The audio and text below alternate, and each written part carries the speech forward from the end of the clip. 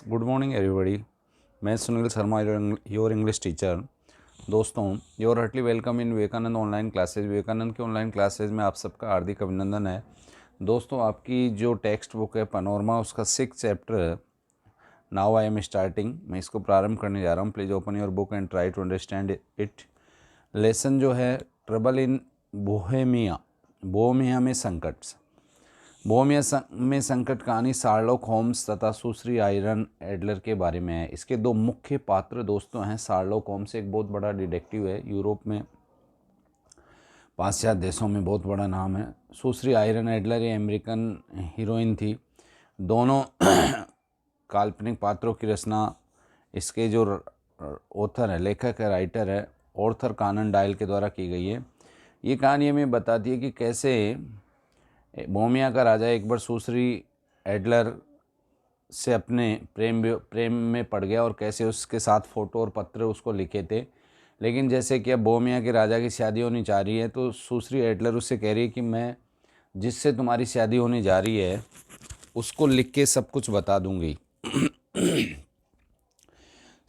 क्योंकि वो नहीं चाहती थी कि उस प्रिंसेस की शादी किसी और से हो।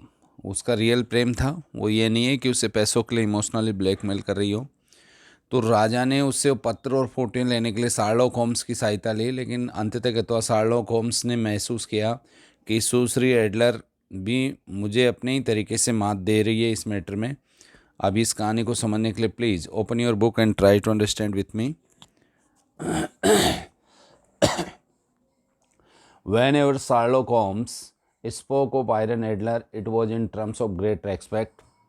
शार्लॉक होम्स जब भी कभी आयरन एडलर के विषय में बात करते थे तो बड़े आदर के साथ करते थे। She was always the women. This did not mean that it was any way sentimental about her. वह सदैव एक विशिष्ट महिला थी। इसका अभिप्राय तात्पर्य ये नहीं है कि शार्लॉक होम्स को किसी प्रकार की उसके लिए भावुक थे, सेंटिमेंटल भावुक थे, बल्कि but throughout is long career Irene Adler had been be one of the few persons who had proven to be just as clever as Sherlock Holmes himself.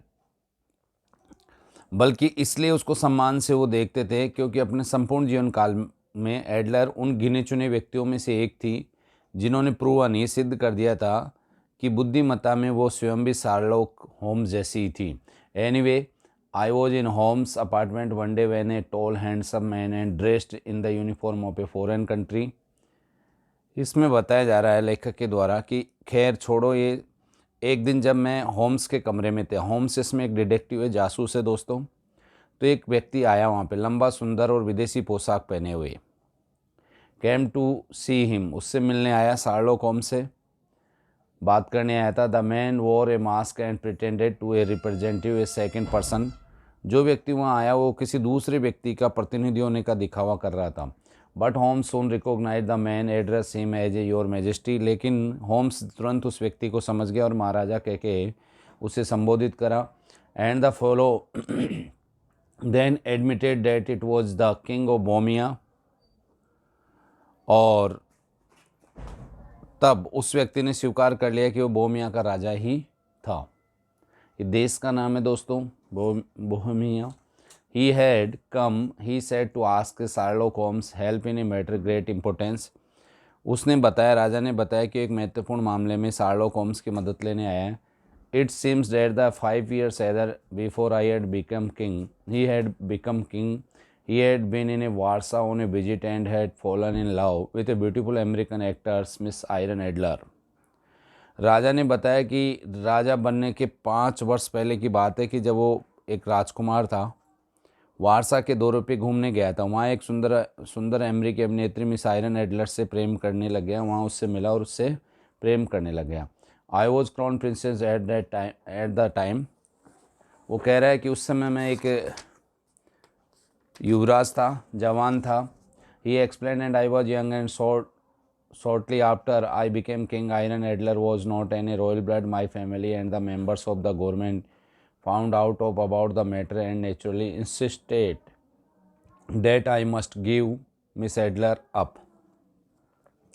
कुछ समय बाद ही मैं राजा बन गया। आयरन एडलर राज परिवार की नहीं थी, उसका जो ब्लड था वो रॉयल परिवार से संबंधित नहीं था। कहने का तात्पर्य सुंदर थी, अच्छी थी, पहचान वाली थी। मेरे परिवार और राज्य के अन्य अधिकारियों को जब इस बात का पता चला तो स्वाभाविक रूप से उन्होंने मुझे जो इस चीज़ पे दबाव डाला कि तुम्हें उसको छोड़ना होगा, त्यागना होगा। आई लव्ड हर डीपली, यद्यपि मैं उससे बेहद प्यार करता था। But my first responsibility was a naturally to my country, लेकिन मेरी पहली जिम्मेदारी अपने स्वाभाविक रूप से अपने देश के प्रति थी। The king went on to explain that he was now about to married to a princess of one of neighboring country, and that Iron Adler, who was still apparently in love with him, and said that she was going to write to the princess and tell her all. राजा ने स्पष्ट करना जारी किया कि उसका विवाह किसी पड़ोसी देश की राजकुमारी से होने जा रहा था, और आयरन एडलर जो अभी भी उससे स्पष्ट चाहती थी राजा बनने के बाद भी, ने उसे कहा था कि अगर तुम उससे शादी करोगे तो मैं पत्र लिखकर उसे सब कुछ बता दूंगी जिससे तुम्हारी शादी होने जा रही है उस राजकुमारी को। तो ये राजा की टेंशन का विषय था दोस्तों। इसी मामले में वो डिटेक्टिव शेरलॉक होम्स से हेल्प लेने आया था। Is it money Miss Adler wants asked Holmes. Holmes ने पूछा, क्या मिस एडलर आपसे पैसा चाहती है? हेवंस नो, भगवान के लिए ऐसा न कहो।